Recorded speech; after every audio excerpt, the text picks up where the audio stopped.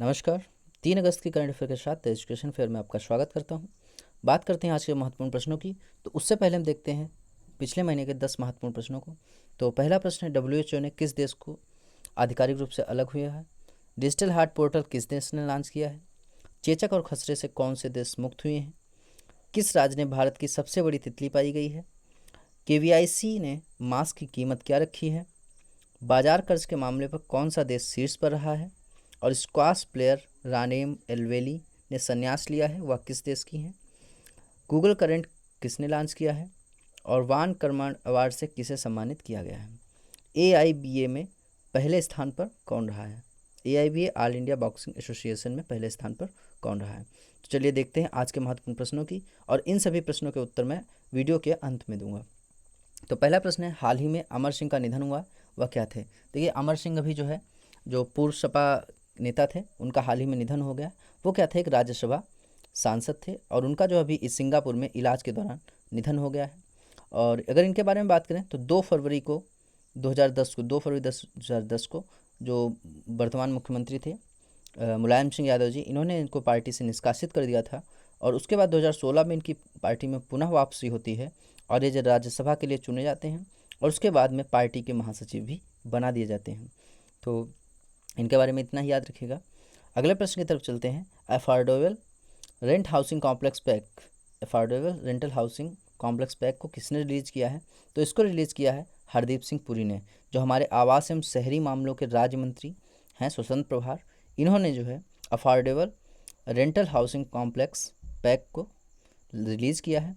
अच्छा, ये क्या है? ये प्रधानमंत्री जो आवास योजना है शहरी है, उसका एक पार्ट है, और अभी हाल ही में जो आत्मनिर्भर भारत अभियान का, उसका भी एक हिस्सा है। और इससे क्या होगा? इससे लगभग 3.5 लाख व्यक्तियों को लाभ पहुंचेगा। इसमें किन लोगों को टारगेट किया गया है, ये जानना बहुत ज़रूरी है। तो जो हमारे शहरों में रहने वाले गरीब व्यक्ति हैं, जो किराए पर रहते हैं उनको, और जो प्रवासी व्यक्ति हैं उनके लिए। क्योंकि लॉकडाउन के बाद ऐसा देखा गया है कि जो रिवर्स माइग्रेशन है वो बड़े स्तर पर देखा गया है। अर्थात लोग गांव से शहरों में आए, फिर जो है गांव से शहरों में वापस जा रहे हैं। पहले शहरों से गांव की तरफ आए, लेकिन जैसे ही काम की तलाश में वो फिर से जो है वहाँ पर जा रहे हैं। तो उनको जो है रहने में कोई दिक्कत ना हो, इसलिए जो रेंटल स्कीम थी उसमें परिवर्तन किया गया है, और इसको लॉन्च किया है हरदीप सिंह पुरी जी ने। और इसमें जो है गवर्नमेंट 100% FDI पर भी विचार कर रही है, लेकिन अगर ये चीज़ पॉसिबल होती है और जब ये भी लागू होगी, इसके बारे में आपको बता दिया जाएगा। अच्छा, इसमें 2 तरीके की स्कीमें हैं। एक तो सरकार के जो मकान बने हुए हैं, सरकार के खुद के स्वामित्व के, उनमें ये लागू की जाएगी।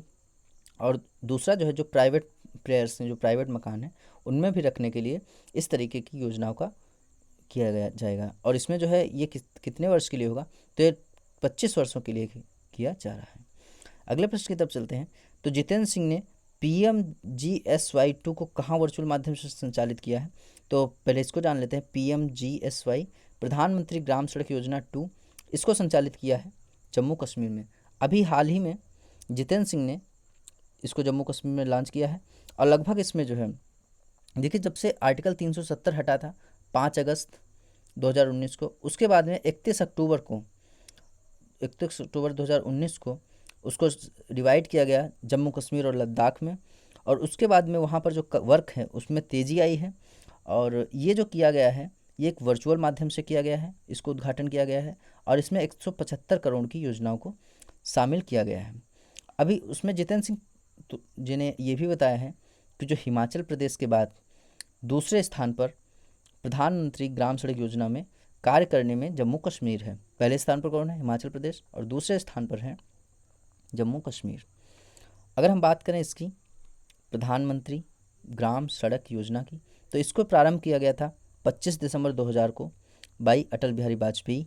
और इसका उद्देश्य क्या था? इसका उद्देश्य था कि सभी गाँवों में वर्ष भर चलने वाली सड़क बनाई जा सके, अर्थात ऑल वेदर रोड्स बनाई जा सकें, लोगों को जोड़ा जा सके, जिससे गांव स्तर पर जो गरीबी है उसको समाप्त किया जा सके। और ये आता है किसके अंतर्गत? ये मिनिस्ट्री जरूरी है, ministry of rural development and state government, ministry of rural development, ठीक है, इसके अंतर्गत ये आता है। तो इसका जो प्रधानमंत्री ग्राम सड़क योजना था, उसका पहला फेज़ था 2000 में, और दूसरा फेज़ मई 2013 में, और तीसरा फेज़ 2019-20 में चलाया गया है। तो इन प्रश्नों को याद रखिएगा। अगर हम कुछ बात करें जम्मू कश्मीर की, तो जम्मू कश्मीर में मैंने कई प्रश्न बताए। जैसे पहला जो केवल स्टेब्रिज है वो भी जम्मू कश्मीर में बनाया जा रहा है। प्रवासी मजदूरों के लिए जो हेल्पलाइन लॉन्च की गई थी वो भी जम्मू कश्मीर में। वहाँ के जो लेफ्टिनेंट गवर्नर हैं वो हैं गिरीश चंद्र मुर्मू। और एक भवानी मेला लगता था वहाँ पर, जिसको अभी निरस्त कर दिया गया है। कश्मीरी केसर को जीआई टैग दिया गया है। और मेरा वेतन ऐप लॉन्च किया गया है। सिटी चौक का नाम बदलकर भारत चौक कर दिया गया है। और सर्कुलर चौक का नाम बदलकर अटल चौक कर दिया गया है। और जावेद इकबाल को वहाँ का बना दिया गया है, जज बनाया गया है, जो कि एक एडवोकेट थे। और गीता मित्तल जो है वहाँ की chief justice of J&K high court हैं। अगर हम बात करें कुछ और प्रश्नों की, तो देखिए दाचीगम, सलीम अली और किश्तवाड़, इन पार्क को याद रखिएगा, जिसमें दाचीगम और सलीम अली पड़ता है जम्मू कश्मीर में। तो अगर हम बात करें, अगला प्रश्न देखते हैं। तो भारत ने किस देश के साथ कोविड-19 की त्वरित जांच के लिए किस देश के साथ समझौता किया है? तो भारत ने समझौता किया है इजराइल के साथ में। अभी इजराइल के साथ में भारत ने समझौता किया है, ये कहाँ किया जा रहा है? देखिए, जो राम मनोहर लोहिया अस्पताल है उसमें जो है 4 तकनीकों का उपयोग किया जा रहा है, 4 टेक्नोलॉजीज़ का यूज़ किया जा रहा है। कौन कौन सी? वो voice testing, breathe analysis testing, isothermal testing and पॉलीएमाइन acid testing. तो इससे क्या होगा, इससे ये क्या किया जाएगा, 30 सेकंड के अंदर ये पता लगाया जा सकेगा क्या वो व्यक्ति कोरोना पॉजिटिव है या नहीं।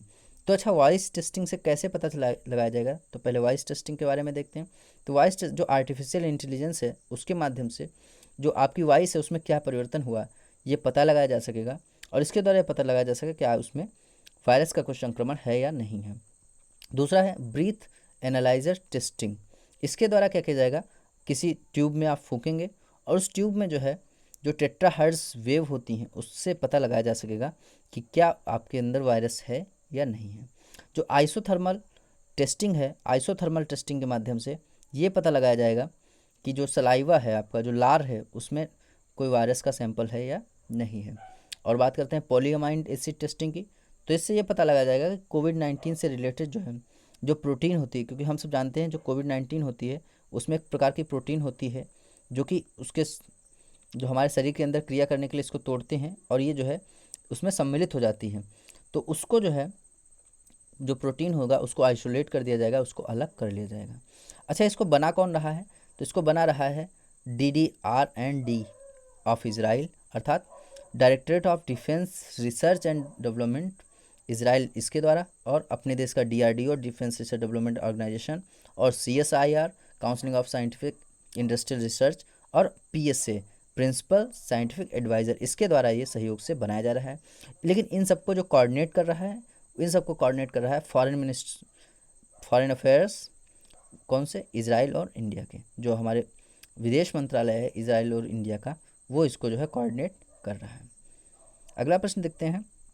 हाल ही में ग्रेट प्रोफेट 14 सैन्य अभ्यास के दौरान भूमिगत बैलिस्टिक मिसाइल को किसने लॉन्च किया है?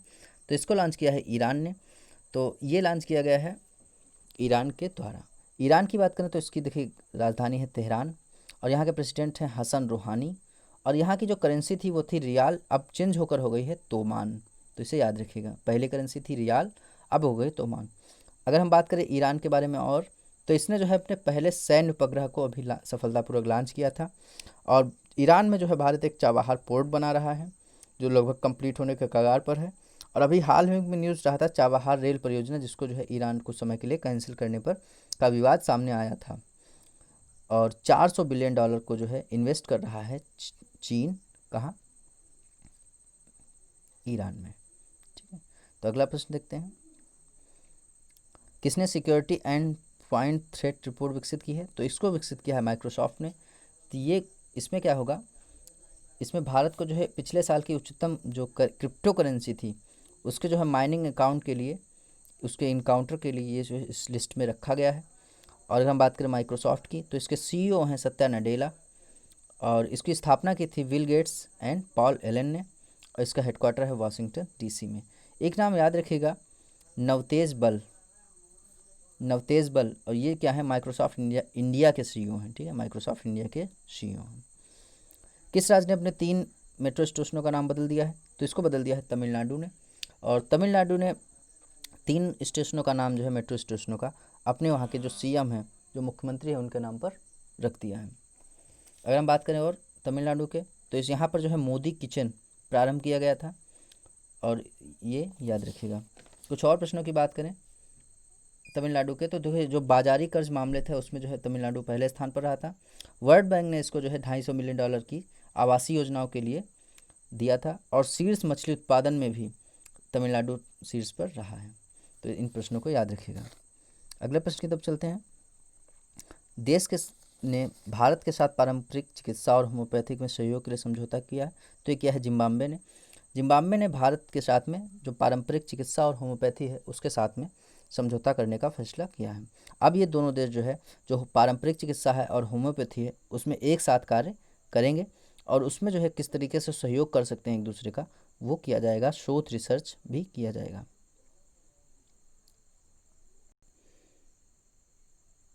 अगर हम बात करें इसकी करें कैपिटल की, तो इसकी कैपिटल है हरारे, और इसके जो प्रेसिडेंट हैं वो है एमर्सन, और इसकी हरारे है कैपिटल। अगले प्रश्न की तरफ चलते हैं। किस राज्य ने हाल ही में भारत में पहली हेलीकॉप्टर सेवा का प्रारंभ किया है? तो भारत में पहली हेलीकॉप्टर सेवा का प्रारंभ किया है उत्तराखंड में किया गया है। ये जो है देहरादून में जो सहस्त्रधारा एयरपोर्ट है वहाँ से इसकी प्रारंभ किया गया है। देखिए जो भारत में एक स्कीम थी उड़ान, उड़े देश का आम नागरिक, इसके अंतर्गत ये किया गया है। अगर हम बात करें उत्तराखंड की, तो इसकी राजधानी है देहरादून, और इसकी अभी ग्रीष्मकालीन राजधानी बनाई गई है गैरसैंण, और यहाँ के जो सीएम हैं वो हैं त्रिवेंद्र सिंह रावत, और यहाँ की जो राज्यपाल हैं वो हैं बेबी रानी मौर्य। अभी हाल ही में अगर हम बात करें उत्तराखंड की, तो कुछ योजनाओं के बारे में बात कर लेते हैं। देखिए पहली तो स्मृति वन, इसको भी कहाँ लॉन्च किया गया है? उत्तराखंड में। फूलदेई उत्सव और हरेला उत्सव, इसको भी लॉन्च किया गया है उत्तराखंड में, ये भी मनाया जाता है उत्तराखंड में। अच्छा, वेस्ट टू एनर्जी पहल के तहत कचरे से बिजली बनाने का कार्य करने वाला राज्य बनेगा उत्तराखंड, और भारत का पहला लाइकेन पार्क ये भी स्थापित किया जाएगा उत्तराखंड में। और सबसे बड़ी जो तितली है गोल्डन वर्ड, वो भी कहाँ पाई जाती है? उत्तराखंड के पिथौरागढ़ जिले में। और दृष्टि पोर्टल और संपर्क दीदी ऐप, इसको भी लॉन्च किया है उत्तराखंड ने। और कृषि भूमि को लीज पर देने वाला पहला राज्य बन गया है उत्तराखंड। तो इन सभी प्रश्नों को याद रखिएगा। अगले प्रश्न की तरफ चलते हैं। सोनम सिंह लेपचा का हाल ही में निधन हुआ है। वह किससे संबंधित थे? तो वो लोक संगीतकार थे, और इनका 1922 में जन्म हुआ था वेस्ट बंगाल में। तो इतनी जानकारी याद रखिएगा इनके बारे में। इनका नाम याद रखिएगा सोनम सिंह लेपचा, और ये एक लोक संगीतकार थे। तो देख लेते हैं महत्वपूर्ण प्रश्नों को जो भी। तो WHO से कौन सा देश आधिकारिक रूप से अलग हो गया है? तो WHO से अलग हो गया है अमेरिका। इसने जो है आधिकारिक रूप से घोषणा कर दी है कि वो जो है WHO से अलग हो जाएगा। इसने आरोप लगाया है कि ये जो है चाइना के जो चीन है उसके जो है पार्सली सहयोग कर रहा है, इसलिए जो है अमेरिका ने ये घोषणा की है। अच्छा, डिजिटल हार्ट पोर्टल किस देश ने लॉन्च किया है? तो अभी पिछले वीडियो में मैंने बनाया था कि इसको लॉन्च किया है बांग्लादेश ने। और ये क्यों किया है? जो कोविड-19 की वजह से, और वहाँ पर जो बकरीद आने वाली थी जो कि पिछले सैटरडे को मनाई गई है, और इसकी वजह से लोग क्या नहीं कर पा रहे थे, वहाँ पर जो है कोई ख़रीदारी नहीं कर पा रहे थे, इसलिए जो पशुओं की बलि देने के लिए, पशुओं की खरीदारी के लिए डिजिटल हार्ट पोर्टल बनाया गया था। अगर हम बात करें चेचक और खसरों से कौन सा देश मुक्त हो गया, तो चेचक और खसरों से मुक्त होने वाले देश हैं मालदीव और श्रीलंका। ये भी हाल ही में WHO ने घोषणा की है कि ये दोनों देश अपने निर्धारित समय से 2024 से पहले ही चेचक और खसरे से मुक्त हो गए हैं। किस राज्य में भारत की सबसे बड़ी तितली पाई जाती है? देखिए पिथौरागढ़ जिले में पाई जाती है, और ये पड़ता है उत्तराखंड में। और अगर हम बात करें इसका नाम क्या है, तो इसका नाम है गोल्डन वर्ड। गोल्डन वर्ड तितली जो है उत्तराखंड के पिथौरागढ़ जिले में पाई जाती है। KVIC ने मास्क की कीमत क्या रखी है? खादी जो है ग्रामोद्योग है, इसने जो है जो मास्क की कीमत रखी है, जो नॉर्मल मास्क होगा खादी का वो 30 रुपये का, और जो सिल्क मास्क होगा वो 100 रुपये का होगा। और ये सभी जो है KVIC जो स्टोर हैं उन पर उपलब्ध है। अच्छा, बाजार कर्ज के मामले में कौन सा देश शीर्ष पर रहा है? तो अभी तमिलनाडु में जो है जो RBI ने एक रिपोर्ट प्रकाशित की है, जिसमें बताया कि जो तमिलनाडु है वो बाजार कर्ज के मामले में देश में शीर्ष राज्य रहा है। स्क्वाश प्लेयर रानेम एलेवेली, इन्होंने संन्यास ले लिया है, और ये मिस्र की जो है एक स्क्वैश खिलाड़ी थी रानेम एलेवेली, और ये किसी भी अरब देश की ऐसी पहली खिलाड़ी थी जो कि पहले स्थान तक पहुंची थी।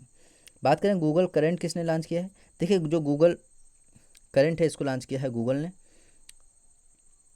और गूगल के जो CEO हैं वो सुंदर पिचाई। अच्छा, वान कर्मण अवार्ड से किसे सम्मानित किया गया है? तो जो हमारे इसरो के चीफ हैं के सिवान जी, उनको वान कर्मण अवार्ड से सम्मानित किया गया है। AIBA all India boxing association में पहले स्थान पर कौन सा रहा है? तो इसमें रहा है हमारे हरियाणा के अमित पंघाल, ये ऑल इंडिया बॉक्सिंग एसोसिएशन में पहले स्थान पर रहे हैं। देखिए, अगर ये वीडियो आपको अच्छा लग रहा है तो इसे लाइक कीजिए, शेयर कीजिए। धन्यवाद।